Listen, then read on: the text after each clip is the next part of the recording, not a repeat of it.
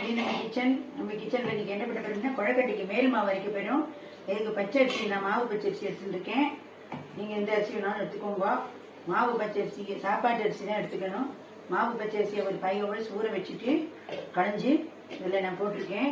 நீ 1க்கு 2 பங்கு ஜலம் விடணும் கணக்கு. இதை இப்போ நான் நைஸாக மாவை அரைச்சிட்டு நான் உங்கள்கிட்ட காட்டுறேன். இப்போ இந்த மாவு நம்ம அரைச்சாச்சு. இதுக்கு நம்ம தேவையான ஒரு டேபிள் ஸ்பூன் அளவுக்கு நம்ம ஜலம் விட்டுட்டா போதும். இந்த மாவு நல்லா இதுவாகி வரத்துக்கு, ஒட்டாமல் கையில் வரத்துக்காக விட்டுக்கணும். இப்போ இதில் 1க்கு 2 தான் ஜலம் விடணும். அதுக்கு மேலே விட்டாக்க இந்த அரிசிக்கு தண்ணி தாங்காத அளவாக அரிசிக்குடைய பதத்துக்கு ஏற்ற மாதிரி ஜலம் விட்டுக்கணும்.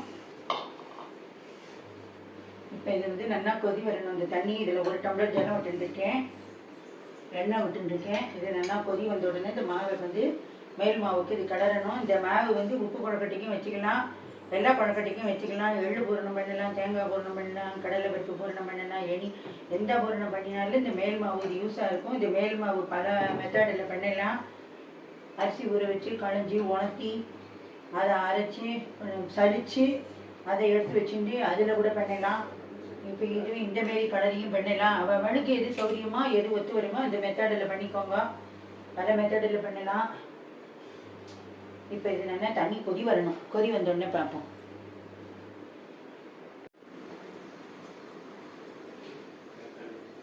தண்ணி கொதி வர போகிறது. கொதி வந்ததுக்கு இதில் நம்ம இடுற எண்ணெய் நல்லெண்ணெயாக இருக்கணும்.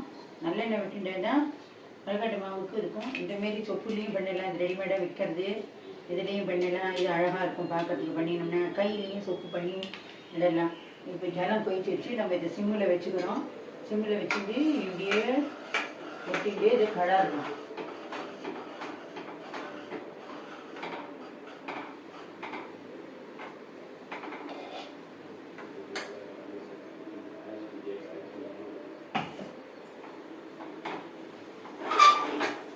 அப்படியே கலரிட்டே இருந்தால் இது நல்லா கட்டி ஆகிடும். இந்த வரும்போது அப்படியே வரும். சும்மா இருக்கிற நாளில் என்னைக்காவது ஒரு நாள் நீங்கள் அப்படி இருந்தால் செஞ்சு பார்த்தீங்கன்னா ஃப்ரீயாக இருக்கிற அன்றைக்கி இது நல்லா வந்துடும். அப்போ நாள் கிழமையில் செய்யறதுக்கு உங்களுக்கு நல்லா வசதியாக இருக்கும்.